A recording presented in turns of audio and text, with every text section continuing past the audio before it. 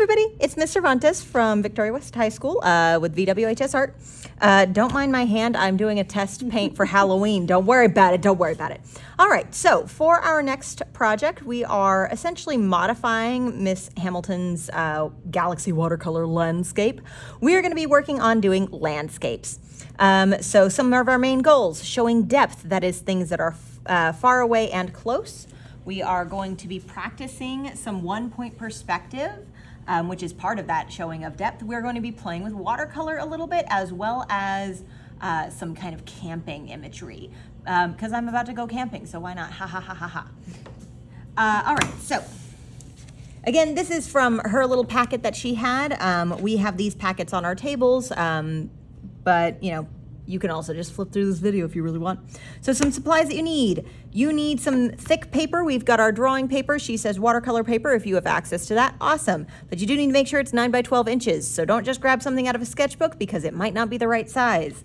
Pencil for sketching. This is going to be your main drawing source, obviously. Watercolor supplies. That's for the sky.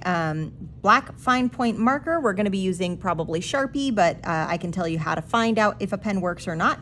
You'll need a little bit of white paint, that is for the little stars and such. And obviously an eraser in case you mess up real bad. Wabam! You're going to need to choose 4 landscape elements to draw. Now there's a couple that you're required to have. You're going to be required to have some mountains. So that's one of your things chosen for you. You're going to need to have one of a tent, or a camper, or a cabin. If you have a tent, a camper, well, you have to have a tent, a camper, or cabin. That is gonna be the thing that you have in one-point perspective, which is required. So you're gonna have one of those things. So out of the things that are left, pine, trees, river, or campfire, you can choose 2. You might have more than one of these, etc. All that good stuff. If you're doing a river, make sure it ends at its vanishing point. I'll show you what I mean by that in a minute. All right, so once you have those 4 landscape elements kind of figured out what you're going to do, then we have several sections in this packet that are like how to draw those things. So lucky ducky, you can look and see and follow the steps and get what you want. Now, what do we have for how to draws? We have how to draw mountains, beautiful. We have how to draw pine trees, gorgeous. Look at how many different varieties we can have. Hint, have multiple varieties so you get your best creativity grade. How to draw a river. This is what it means by have it vanish to the vanishing point. You'll see that the 2 sides of the river are really wide at the bottom. They get skinny, skinny, skinny until they meet on your horizon line. That's your vanishing point. Have your river go to your vanishing point, and you do need a vanishing point because it's going to be a vanishing point that exists for your tent, camper, or cabin. Shows you 3 different campfires that you can draw. Beautiful. If you choose to have a campfire, you can look at any of these to figure out how to draw it. There is a little how-to on how to do the watercolor sky. That is basically going to be a wet-on-wet technique. If you go look at our watercolor techniques video, you can find that. My only suggestion is make sure you're using generally good sky colors. And remember that we are going to have stars in there, so the middle of the day is probably not the time to draw. Sunset, sunrise, or nighttime. That's what you're looking for. And of course, we're going to be adding in some stars with either white paint or a gel pen or something like that. All right, so let's get going. First things first, we need a lovely piece of paper and our pencil and eraser. Now, I have some guidelines for you over here. If you remember way back in our guided notes, we had a couple of composition rules that helped us figure out where we were going to put things on the paper. And the very first composition rule we saw was called the rule of thirds. The rule of thirds divides your paper into some imaginary boxes with 2 lines horizontally that split your page into thirds and 2 lines vertically that split your page into thirds. We are going to be using those 2 horizontal lines today. So around 1/3 up on your paper, this is where your horizon line is going to go. And then another 1/3 up on your paper, or 1/3 down from the top, that's where your tallest mountain peak is going to be. So your tallest mountain should be about 1/3 down from the top, and your horizon line, this one right here, that'll be about 1/3 up from the bottom. Now, they don't have to be exact. It doesn't matter if they are or not.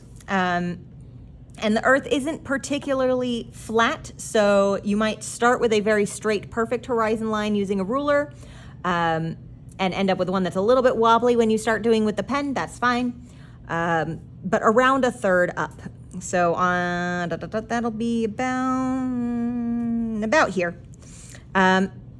If you want to do it this way, there is no reason you can't, by the by. I'm just doing it this way because that's what it looks like in the example, and I think it looks cool. So I'm going to draw my horizon line. Again, since I'm drawing the surface of the earth, that's a little bit bumpy. Since this is not, practice, I'm not using a ruler. Live with it, okay? And then I'm going to come up here about one more third. I'm going to give myself a very light dotted line. That's where my tallest mountain is going to go. So drawing mountains, pretty simple. I'm going to put a dot. That's going to be my tallest mountain, dot, and draw some wiggly lines down.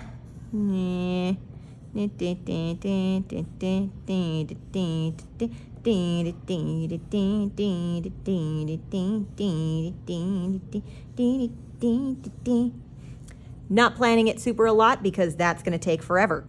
All right, and figure out which ones I want in the front, and erasing the legs of the ones I want in the back.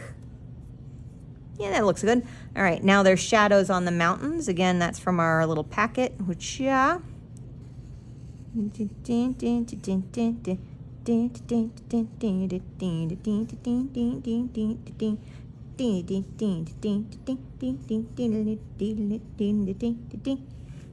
And shaded on one side. Shaded on one side. Be neater than I'm being. I'm trying to rush here because you don't need all this stuff in the video.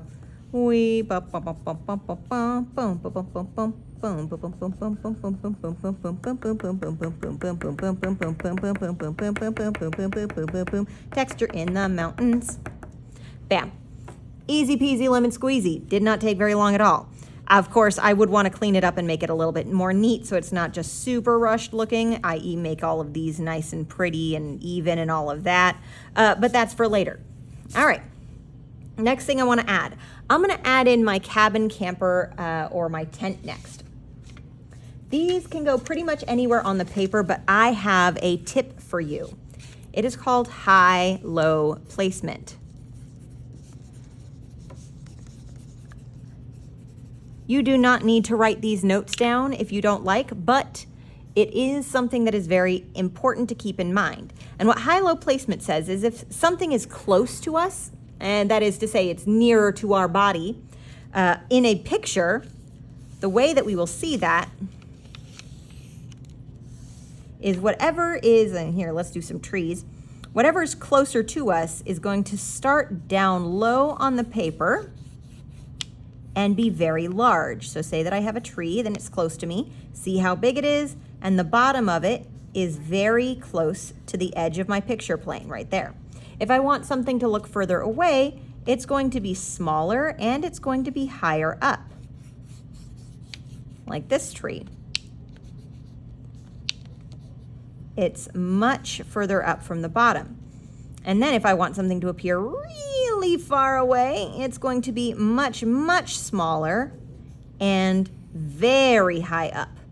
There is a limit, however. The thing that is up high cannot be higher than your horizon line. Say that this is my horizon line. Now this tree is floating up in the air. It looks weird. So you got to make sure that your horizon line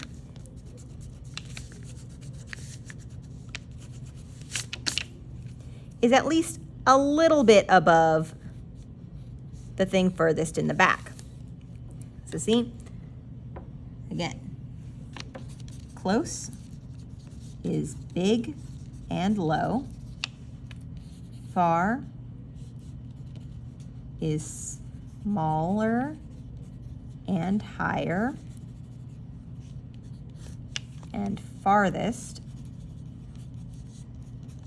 is smallest and highest.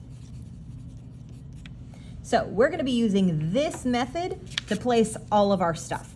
So say that I want my camper, tent, etc. These did have some how to draw pages in the packet, but as I said, we're modifying it. When we do ours, it needs to be in 1 point perspective. Some of these are and some of them aren't. So Tent's super simple. If you're really struggling with it, maybe go with a tent. If you want to challenge yourself a little but not a ton, go for a cabin. They're usually pretty blocky, and we just did notes on how to do geometric forms in space. It's that plus a little bit of extra detail. Or if you really want to challenge yourself, try a camper. Campers are really weird shapes. Sometimes they're a little bit rounded, etc. But all of these should be somewhere for y'all to look. Either you can pause the video and look at the details, or they might be up on the board if you're in one of our classrooms to look at the details. But pick what you want to do, because we're going to do that in 1-point perspective. Now, and remember, 1-point perspective, we start with the front side of our object. So if I'm doing a cabin like this one right here, I'm starting with a triangle shape. That's the front side of the building. All right, so let's see. I need a vanishing point. Kablam. I need the front of my cabin. Kablam. And then I'm drawing my receding lines just like I do for 1-point perspective.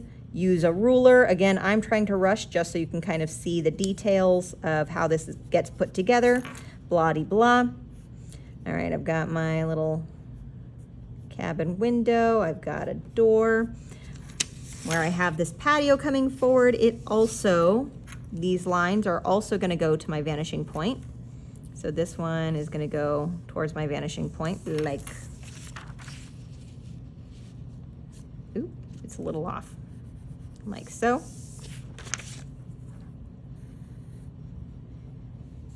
And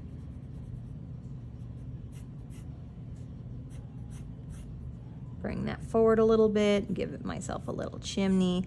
All of these lines are going to be parallel to the edge of my roof. Beautiful. And of course I would continue adding in details and all of that stuff. So cabin in 1-point perspective, because this goes to my vanishing point.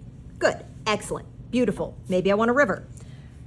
In your packet, you'll see that the river, whoosh, has like this wonderful S kind of curve shape. And what I want to point out are these lines right here.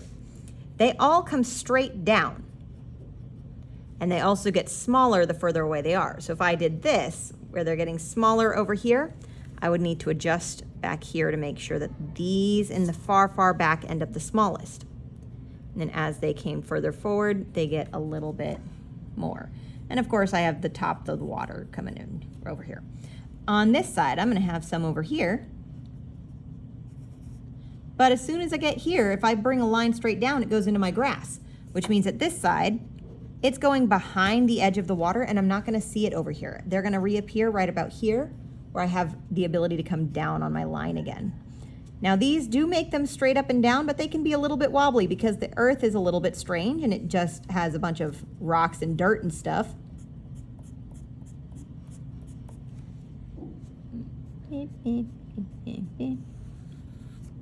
I'm gonna have my wobbly top of my water.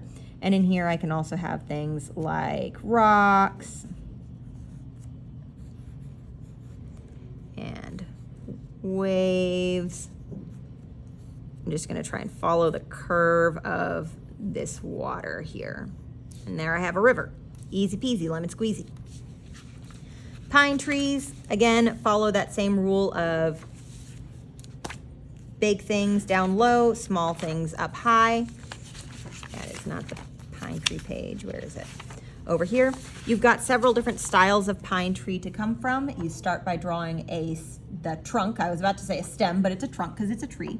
And then you have lots of different poofy tops or less poofy tops that you can put onto them. So say I want a large tree next to my house. They're going to be about the same level because I want them near one another. I'm going to have my tree top come real high because it's real low. And you know, it's a tree, it's taller than a house. And on top of there, I'm gonna start scribbling in, and again, do this neater, guys, the shape of your tree. Now I'd come in and I'd keep filling this out till it looked as poofy as I wanted it, but I'm just trying to go fast. But further away, if I want a tree in the far back, it's gonna come up higher on my page. Might not be as tall. Over here, da-da. Maybe I want a dead tree over here. Dead tree. And the really far away ones are barely gonna exist. Cool. So I've got my mountains, I've got cabins, I got river, I got trees. That's technically all 4 of the things that I want. If I wanted to do a campfire though, I'm gonna point something out. This has to do again with that big high-low placement where the big things are close and the far things are up higher. If, for example, I know I want my campfire to be near me and I want to put my campfire over here for some reason,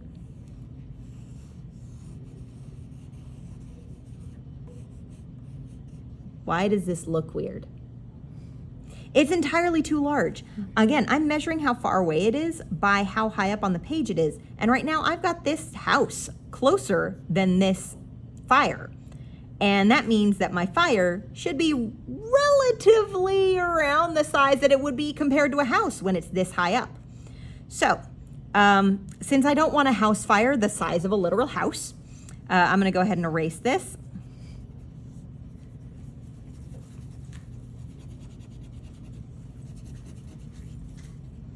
Whoop. Goodbye, house fire. We knew ye well. You existed like a specter in the mind. Specter of what I want to do to the school building sometimes. Love you, school. All right. So when you think about a size of a house compared to a campfire, the campfire is going to be much smaller. So I need to make sure that my campfire is that amount small compared to what's going on over here. Now, if my campfire were up this way, even closer to me than my house, it still might be small because it's, you know, still a campfire compared to a house. But it is going to be bigger than the campfire back here because this one's closer to me. So keep things like that in mind. Now, last thing. Add in extras. The more things you can add in that are not required of you, the better. I had some boyos in one of my classes decide that they were going to add in some snowmen and some snow on their trees. Awesome. I had some kids add in some birds. Awesome. Some other things that are really easy to add in are things like grass, which I usually add in as almost like dots because you see how, you know, far away it is. All of that good stuff. Over here, I might have a big grassy bush with, like, you know, reeds on it or something. Woo. Something that looks cool. Maybe there's like some more reeds out by the river because no one trims that. It's not like it's a well taken care of lawn. Maybe there's like a fish in here that's like leaping out of the water. Sploosh, sploosh. There's this fish. Buggy fish eye. Yep. Or maybe there's like a shark back here. I don't know. Add in whatever you like. If just keep in that good kind of guide of things that are big are going to be low down and close to us. Things that are smaller are up high and they're farther away from us. All right, so once I have this, I need to trace this with pen. You want to make sure the pen you're using is good for the watercolor sky. So I've done a couple of tests, and this is how you're going to test your pen as well if you don't have a Sharpie. So this is just a plain ultrafine Sharpie. Works great. Let it dry completely. You can watercolor all you want. It's not going to mess up. This is a Pilot Precise pen. It's the kind of pen we usually like using in art class because it's very nice and neat, except as soon as it got wet, it went and did this bleedy bloody thing. This is a regular ballpoint pen, usually the cheapest kind of Bic you can buy. It did just fine once I allowed it to dry. Here's how you're going to test a pen. Take your pen, pretend this is a pen, draw something on a piece of paper, wait for it to dry, give it like 3 minutes, 4 minutes at least. Dip your finger in some water or some spit and go whoop, whoop, whoop, whoop, whoop, whoop, whoop. And give it a couple of drops, just see. And if it does this, don't use that pen. But other than that, trace everything in pen, and then you're going to use the wet on wet technique up here in the sky.